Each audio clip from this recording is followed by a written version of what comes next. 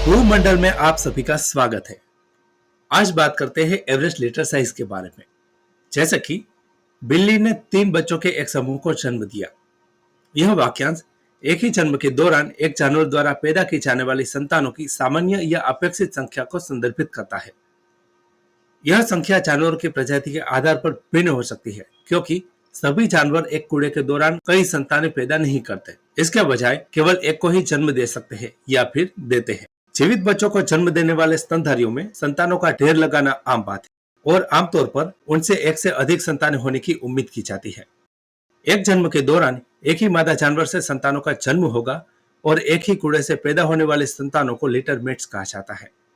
कुछ कारक औसतन कूड़े के आकार को प्रभावित कर सकते हैं, जैसे कि आनुवंशिकी, गर्भाशय का प्रकार और गर्भधारण की अवधि।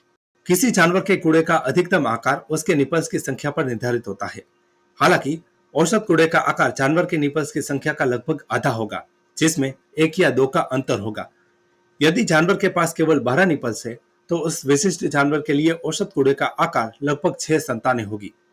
ऐसे जानवर भी है जो इस नियमों के अपवाद है और उनके कूड़े का औसतन आकार निपल्स की संख्या से अधिक होगा या उसके बराबर हो सकता है। जैसे कि नेक्ड मोल रैट, जिसके पास 12 निपल्स होने के बावजूद औसत कूड़े का आकार 11 पिल्लों का है। ऐसे कुछ कारक है जो किसी जानवर के कूड़े के औसत आकार में फेरबदल के लिए जिम्मेदार माना जाता है, जैसे कि जानवर की प्रजाति, उसके आनुवंशिक गुण, गर्भधारण की अवधि का समय, मादा की आयु, थनों की संख्या, गर्भधारण का प्रकार और स्वास्थ्य उन कारकों में से एक है जो औसत कूड़े का आकार निर्धारित करने के लिए जिम्मेदार माना जाता है। और आनुवंशिकी कारक के अलावा कई पर्यावरणीय और पोषण संबंधी कारक है जो जानवर के औसत कूड़े के आकार को प्रभावित कर सकते हैं। टेनरेक जैसे जानवरों की कुछ प्रजातियों में स्वाभाविक रूप से कूड़े का औसतन आकार बड़ा होता है। इसका मुख्य कारण मादाओं में निपल्स की संख्या 29 का होना है। इस जानवर के औसतन कूड़े का आकार 13 से 20 संतानों का हो सकता है। कभी कभी एक ही जन्म के दौरान टेनरेक की अधिकतम संख्या 32 संतानों की होती है, जबकि जानवरों की अन्य प्रजातियों में कम निपल्स हो सकते हैं और उन्हें इतनी अधिक संख्या में संतानें पैदा करने की आवश्यकता नहीं होती।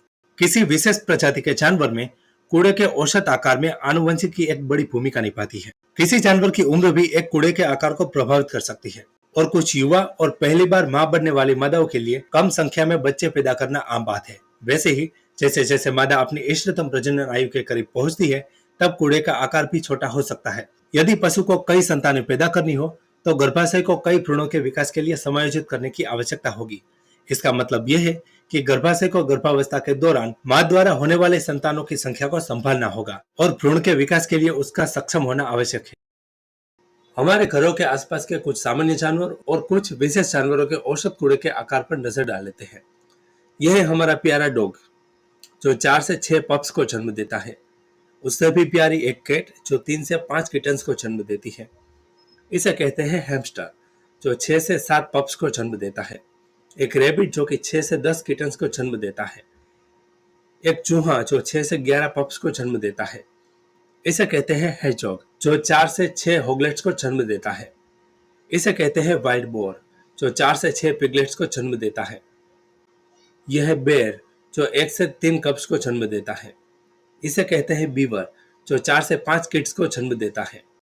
यह है हमारा प्यारा टेनरेक, जो 13 से 20 ऑफस्प्रिंग को जन्म देता है। इसे कहते हैं प्रेरी वॉल, जो 4 पप्स को जन्म देता है। और आखिर में देखते हैं ओपोसम, जो 4 से 8 चोइस को जन्म देता है।